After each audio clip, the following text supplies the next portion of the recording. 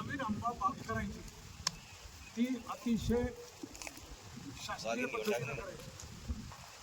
तर आंबा हे आपल्याला जुने आंबे, आता हा आंबा वर पाहिलं तुम्ही, तर याला शेंड्याला फळं आले तर शेंड्याचे फळं कसे काढणार, त्याची मुळी कुठं आहे, त्याला खतं कसं देणार, पाणी कसं देणार, ह्या सगळ्याच गोष्टी. तुम्हाला निर्यात योग्य टॉपचे फळं काढायचे असले तर स्वतः हार्वेस्टिंग हातानं करता आली. आणि त्याच्यासाठी जी जुनी आपली पद्धत होती 80पर्यंत 13x13 मीटर रिकमेंडेशन होतं विद्यापीठाचे, 80 नंतर 10x10 मीटर आलं. आणि 95च्या नंतर आम्ही 5x5 मीटर लागवड सुरू केली संभाजीनगर जालन्यामध्ये. त्यानंतर मग ते 5x5 मीटर आलं. 5x5 मीटरवर सुद्धा मी 2005 मध्ये साऊथ आफ्रिकेला गेलो. तिथं एक 5000 एकरची सिंगल बाग पाहिली. त्याचं अंतर होतं 1x4.5 मीटर. त्यावेळेस ती 15 वर्षाची बाग होती. ती पाहिली आणि ती होती अल्ट्रा हाय डेन्सिटी. तर एक लक्षात घ्या, 10x10 मीटर म्हणजे नॉर्मल डेन्सिटी, म्हणजे नॉर्मल लागवड. 5x5 मीटर म्हणजे घन लागवड, हाय डेन्सिटी. आणि 1.5x4 मीटर, 1.5x4 मीटर ही झाली अति घन लागवड, ultra high density. Ultra high density करत असताना उत्तर दक्षिण केल्या गेली पाहिजे, ओळीच्या ओळी बनल्या पाहिजे, छाटणी व्यवस्थित झाली पाहिजे, बरोबर. त्यासाठी सगळ्यात पहिली गोष्ट म्हणजे 5x15 फुटावर मी सांगतो लागवड करा. 5x15 फुटावर लागवड करायची असली तर तिची दिशा ही उत्तर दक्षिण पाहिजे, पूर्व पश्चिम नको. उत्तर दक्षिण अशा ओळीच्या ओळी बनल्या की 2 ओळी एकमेकाला मिळू द्यायचे. म्हणजे सकाळी सूर्यप्रकाश एका बाजूला खाली मिळायला सुरुवात होती, दुपारी डोक्यावर येतो आणि संध्याकाळी दुसऱ्या बाजूला मिळतो, पूर्वेकडून पश्चिमेकडे मिळतो, सूर्यप्रकाश मिळतो. ही एक गोष्ट. नंतर जमीन याला निवडताना अतिशय काळजी फक्त एका गोष्टीची घ्यायची की चोपण जमीन नको, pH 8.2च्या जास्त नको. चुनखडी असली तर चुनखड हे मुक्त चुना 10% जास्त नको. मग हलकी जमीन किती खडकाळ मुरमाड कशीही जमीन चालते. लागवड करताना तुम्ही 1x1 मीटरचा खड्डा केल्यापेक्षा 5-5 फुटावर लागवड करायची आहे तुम्हाला, तर तुम्ही मोठ्या जेसीबीने नाली तयार करा. नाली तयार करताना जर समजा तुमची 1-1.5 फूट काळी आहे आणि खाली मुरुम आहे, ती जमीन अतिशय चांगली, ती नाली तुम्ही माती काढताना मुरुम आणि काळी माती एकत्र पडणार भरणं आणि परत ती भरून घ्यायची. भरून घेताना ते मुरुमाने ते मिक्स झालं. आणि हे आंब्याचं झाड असो का याच्यापेक्षा मोठं झाड कोणतं, वडाचं असो का पिंपळाचं असो का लिंबाचं असो, याचे मुळं, अन्न घेणारे मुळं, पांढरी मुळी हे 3 फुटाच्या खाली बनत नाही.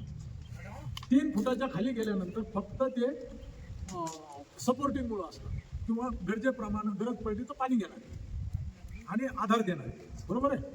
पहिला मुद्दा सरांनी सांगितलं लक्षात आला तुमच्या spacing 15 foot by 5 foot, 1.5 metre by 4.25 metre मीटरमध्ये सांगायचं झालं. दुसरा मुद्दा सरांनी सांगितला जमीन चोपण नको, pH हा जमिनीचा 8.2च्या वरती नको. म्हणजे साध्या भाषेत सांगायचं म्हटलं चिबड जमीन, पाणी धरणारी जमीन नको. खडकाळ जमीन चालते पण त्याच्यात तुम्हाला गाळाचं व्यवस्थापन करावं लागतं, बरोबर. आणि यात सगळ्यात जास्त बागा तुम्हाला दिसतील सोलापूरमध्ये, नंबर 2 वर उस्मानाबाद, नंबर 3 वर सांगली. आणि आपल्याकडं अशा जागी कितीतरी बाग आहे आणि ते पैसे कमावतात. खडक जरी असला फक्त त्या फोडून काहीतरी करून त्याला लाईनी करायची आणि थोडीशी माती टाकायची. दरवर्षी त्याला मल्चिंग करायचं. आच्छादन जरा कधी जिवंत याचं केलं तुमच्या ऑर्गॅनिक मॅटरचं, तुमचं पावसा हिवाळा संपला की आच्छादन करायचे. आच्छादन तुमचं कशाचं, ऊसाचं पाचट टाका, सोयाबीनचं तणच टाका, गवत टाका, काही बेड मटेरियल टाका. आणि ते टाकलं ते इतकं उंच दबून इतकं उंच राहील एवढं राहील. आणि त्याच्या खाली ठिबक आहे, 3 लाईन ठिबक. ते त्याच्यावर माती फेका, खोऱ्यानं उगा थोडीशी माती फेकत चालायची. म्हणजे ते एकतर उडणार नाही, जळणार नाही आणि त्या मातीमुळं हे वल ऊन आणि तुमचं ते हे त्यांना ते मरत जाईल माती आणि ते तणच मरत जाईल. पावसाळ्यात 2-3 पाऊस पडले की त्याचं अतिशय चांगलं खत होतं. त्याला मुंगरून घेतलं किंवा जमिनीत कालवलं मशीन झालं का, पाण्याचा ताण सहन करतं आणि तुमचं ते जमिनीची पोतही सुधारते. अशा जमिनीत तर तुम्ही जास्त मल्चिंगवर जास्त भर दिला, अशा चोपन जमिनीत मल्चिंगनं सुद्धा जमीन जास्त सुधारते.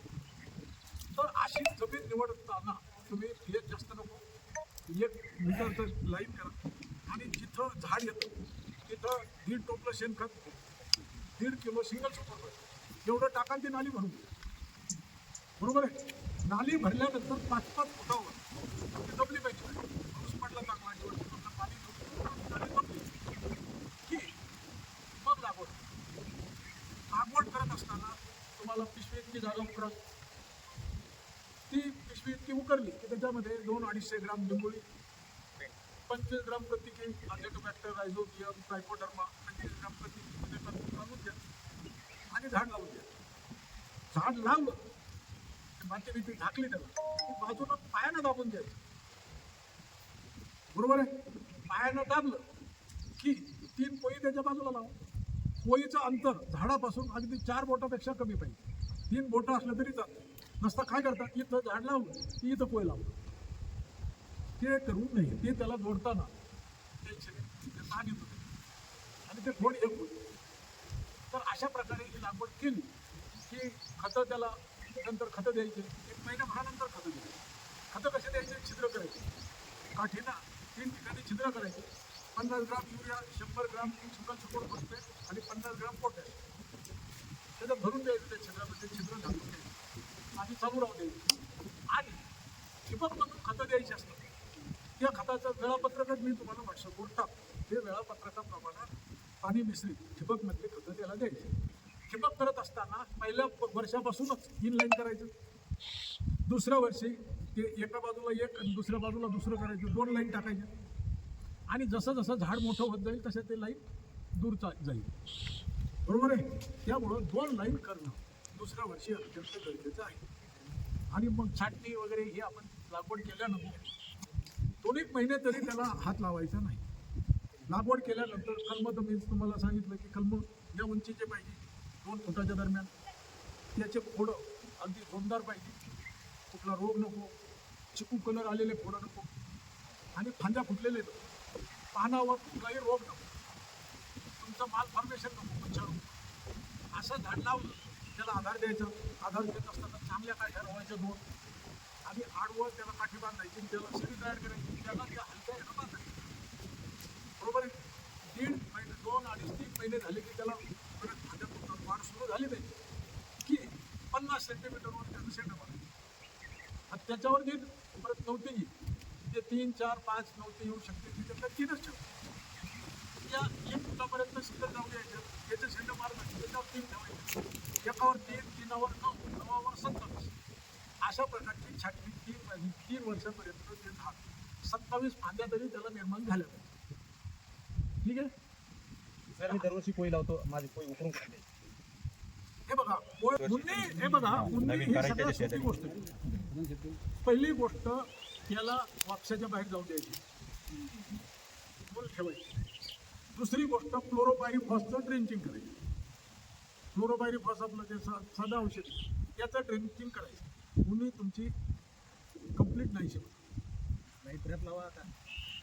लाईट ट्रॅप या टाईमला लाईट ट्रॅप लावून दिली त्याचे भुंगे आता या दिवसात तयार होतो. लाईट येत असं. हे बघा, हा एक प्रश्न आपला अनुत्तरित राहिलेला आहे.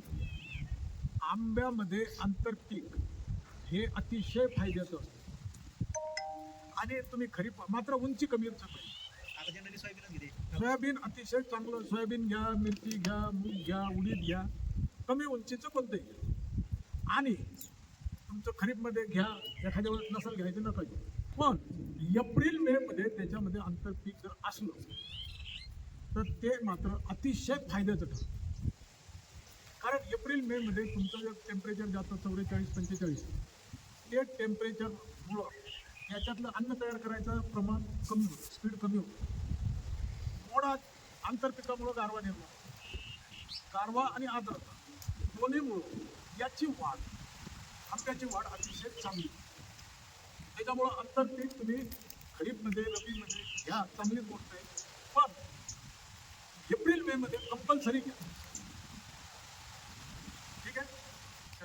प्रत्यक्ष फळं कोणत्या वर्षापासून घ्यायची आपण? तिसऱ्या वर्षापासून फळं घ्यायची. फळं दुसऱ्या वर्षी सुद्धा नाही येऊ शकत, घ्यायचे नाही.